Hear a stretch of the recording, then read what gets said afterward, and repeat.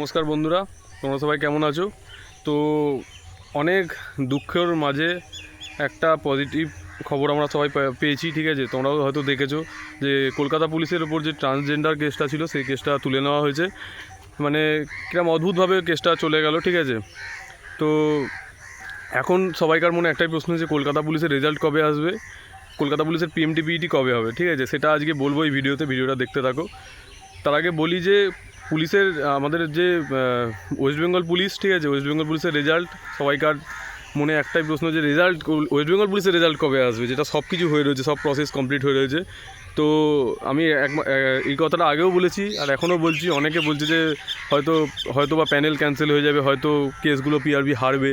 ঠিক আছে, অনেকে অনেক কথা বলছে, কিন্তু আমি এখনও বলছি, আগেও বলেছি, এখনও বলছি, কেসগুলো যখন মেটার সময় হবে ঠিক মিটে যাবে। সরকার চাইলে সব কিছু পসিবল, সব হবে। ঠিক আছে, কেসগুলো যখন মেটার সময় হবে ঠিক মিটে যাবে। পিআরবির কাছে সমস্ত রকমের রয়েছে।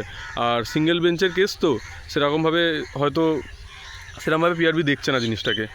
আর এটা ডিভিশন বেঞ্চে গেছে। আশা করি খুব শীঘ্রই তোমরা গুড নিউজ পাবে।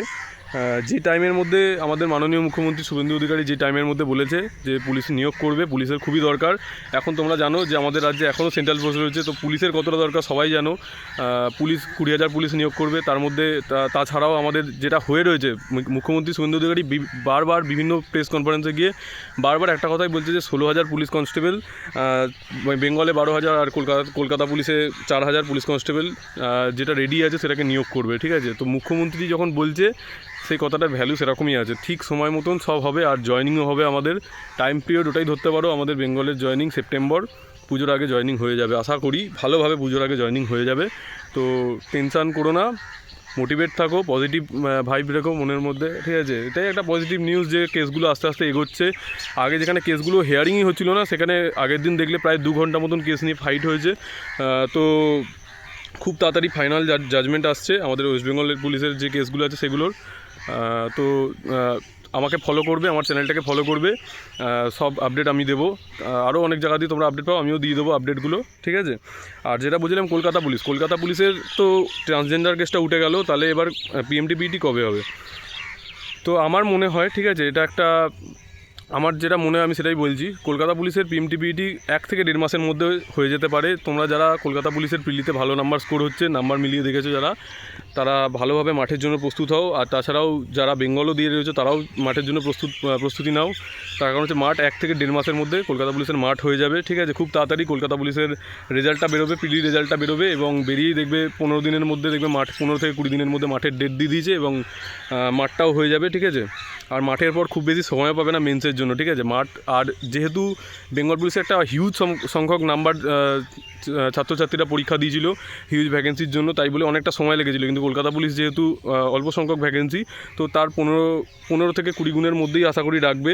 তো যতটাই ছাত্র ডাকুক না কেন, খুব তাড়াতাড়ি মাঠটা হয়ে যাবে। বেশি টাইম পিরিয়ড ধরে চলবে না, হয়তো 10 দিনের মধ্যে মাঠ কন্ডাক্ট করিয়ে দেবে।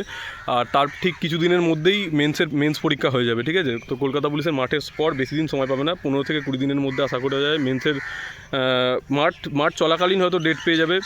মাঠ শেষ হওয়ার কিছুদিন পর মোটামুটি 1 মাসের মধ্যে দেখবে মেন্সের ডেট পেয়ে যাবে, মানে 1 মাসের মধ্যে মেন্স হয়ে যাবে কলকাতা পুলিশের।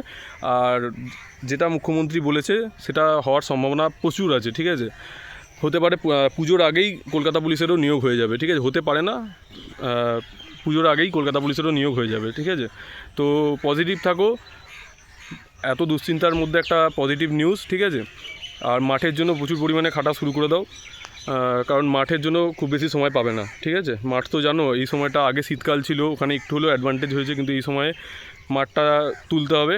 আর বর্ষাকালের মধ্যেও পিআরবি চাইলে ঠিক মাঠ করে দেবে। ঠিক আছে, ঠিকঠাক জায়গা মতন মাঠ হয়ে যাবে। তো এইটুকুনি বলার ছিল, যে জানি ডিমোটিভেট ফিল হচ্ছে সবাইকার, তো এর মধ্যে একটা পজিটিভ নিউজ। আর পিআরবির ওয়েবসাইটটাকে ফলো রেখো, খুব শীঘ্রই কিছু একটা আপডেট আসতে চলেছে। ঠিক আছে, সেটা আসলেই তোমরা সবাই দেখতে পাবে। এটুকুনি বলার ছিল আজকের ভিডিওতে। যারা আমার চ্যানেলটা সাবস্ক্রাইব করেনি, আমার চ্যানেলটা সাবস্ক্রাইব করে আমার চ্যানেলের সঙ্গে যুক্ত। আমি এখানে পিআরবি এই পুলিশ সম্পর্কে সমস্ত আপডেট দিয়ে থাকি। ঠিক আছে।